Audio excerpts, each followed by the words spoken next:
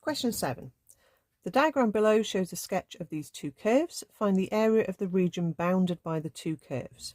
So we need to find the area of this section here. So what we'll need to know is where the intersection point happens, because as we do our integration to find the area, we'll need to have that as our x limit. So the first thing we've got to do is simultaneous equation these. So if we put x squared equal to 8 root x, to get rid of the square root, we need to square everything. Don't just square the other side and ignore the 8. You've got to square everything, which means the 8 gets squared as well. So x squared squared turns into x power 4. 8 squared is 64, square root x turns into x. Okay, so we're trying to find a solution to this quartic. I mean, again, you could use your solver on your calculator. I'm just going to show you how you do it without that. Because you've got x in both terms, you can take x as a common factor.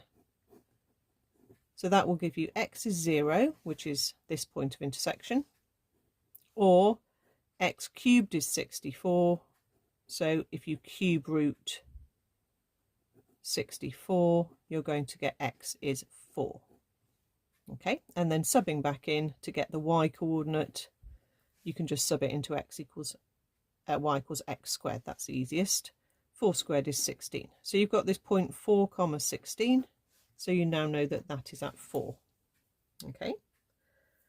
So to find the area, you can either integrate both curves separately and then do a subtraction, or you can actually do one integration of the curve above minus the curve below. You could integrate 8 root x, take away x squared from 0 to 4, and just do that in one go. Or you could do the integral of 8 root x from 0 to 4 minus the integral of x squared from 0 to 4. Okay, either way will work. Okay, it's just up to you. I think I'll do the first way. So 8 root x, think of that as x to the half, and integrate by going up a power, dividing by the new power for both of these terms. Okay, pop the limits in, so I get 8 times 4 to the power of 1.5 divided by 1.5 minus 4 cubed over 3. Take away 8 times 0 to, that's going to be 0, and a 0 cubed, that'll be a 0. Okay, so that whole bracket's disappeared. And we just need to work out this answer here. So 8 times 4 to the power of 1.5 over 1.5 minus 4 cubed over 3. Okay, and there's our answer, and we have done the subtraction within the setup of the question, so we don't need to do one area minus another area. This is the final answer in one go.